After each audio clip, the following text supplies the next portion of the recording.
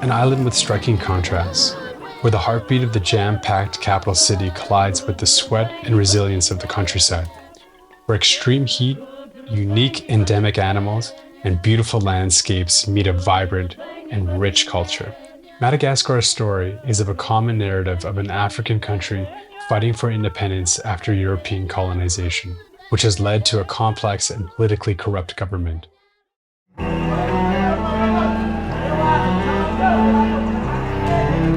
It has never been an easy path for Malagasy people, but what was evident in our short visit was the glaring strength and resilience, a strong sense of will and survival in everything they do, including continually fighting for independence and political justice. It was really shocking to see so many pine trees in such a hot climate touring the countryside, one of many not-so-distant reminders of French colonization, where they introduced pine trees for the construction of the Madagascar Railroad. Today, French and Malagasy are Madagascar's national languages, where fluent English speakers are few and far between. Yet amidst the breathtaking landscape and abundant natural resources, the struggle endures.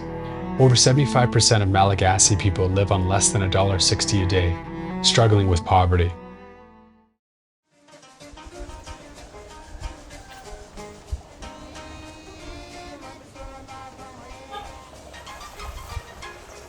Today is the first day we start our road trip.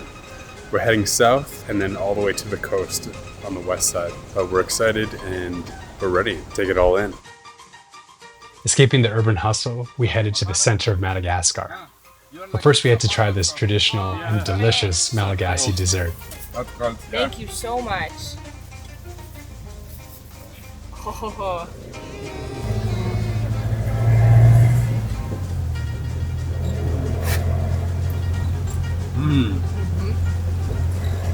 Starchy. Starchy. Yeah. The honey. It's like a little almost like earthy taste to it too. Probably from the banana leaf. As we exited the busy streets of Tana, my lungs thanked me as the smell of rain and fresh air replaced diesel and street drainage.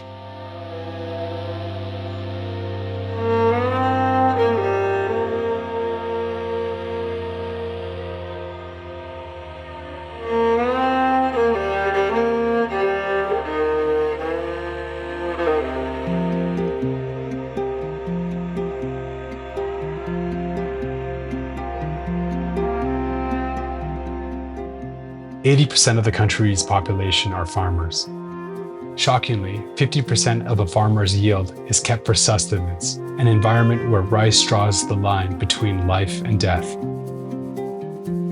The zebu, not just an agricultural animal, but a source of protein and financial wealth, is distinguishable by its fatty hump, an adaptation to stifling heat.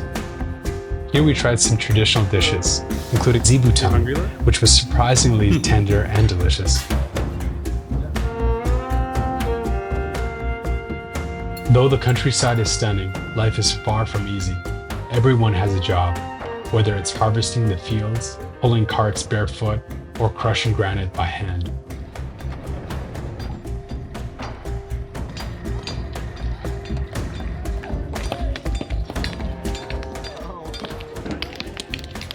In this moment, I was completely humbled watching these hardworking people do what they had to do to survive.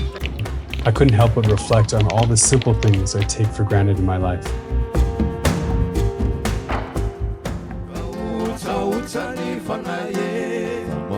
Here we visited a local market in a remote countryside village.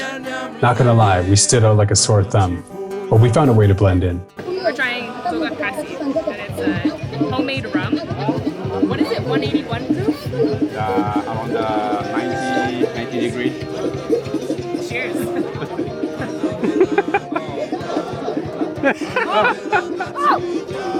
What does it taste like? What does it taste like? It's strong. We're gonna have to finish this. Okay. Can you hold it? It's already going. Cheers. We love Madagascar. We love Thank you for Madagascar. having us. Cheers. Nice. Oh! It grew on there. We traveled 13 hours west and chatted with Theo about everything under the sun, even the wild and tacky parts. And the people from abroad to make some execution, and then really expensive also to make a surgeon. Yeah. But the Chinese people, they start to sell the fake food, yeah, in the city. You know, and what is that in front of here? The fake, like, booms. Fake booms, yeah. Fake booms. Yeah. Like boobies.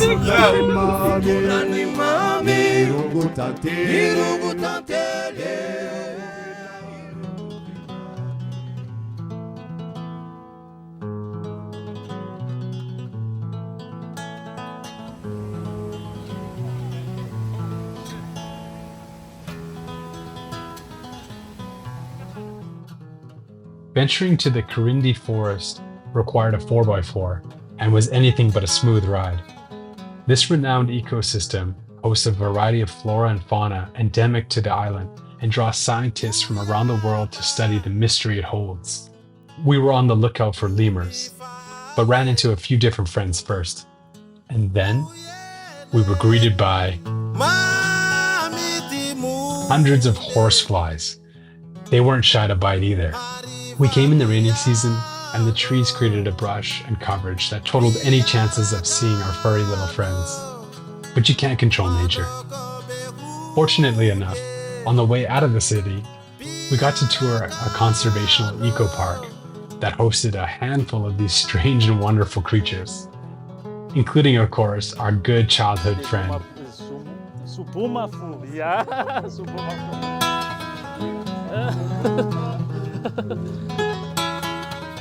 And the well-known King Julian.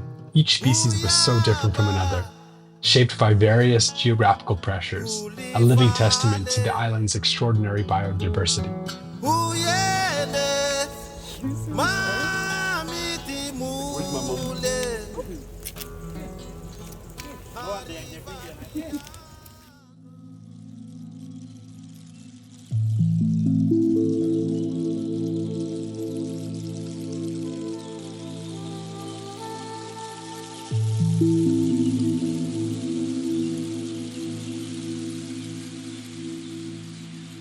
Along the west coast, Morondava meets Baobab Avenue, where fishermen's livelihoods intertwine with the sacred baobab trees. These majestic trees, commonly known as baobabs, or locally known as Rainyala, meaning mother of the forest. These incredible trees are an integral part of Malagasy culture and are protected as they embody unity, community, and the importance of connections.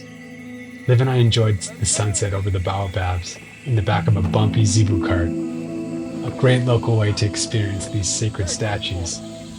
Very economic. Very now. We had so much fun passing through, and I was sad to say goodbye.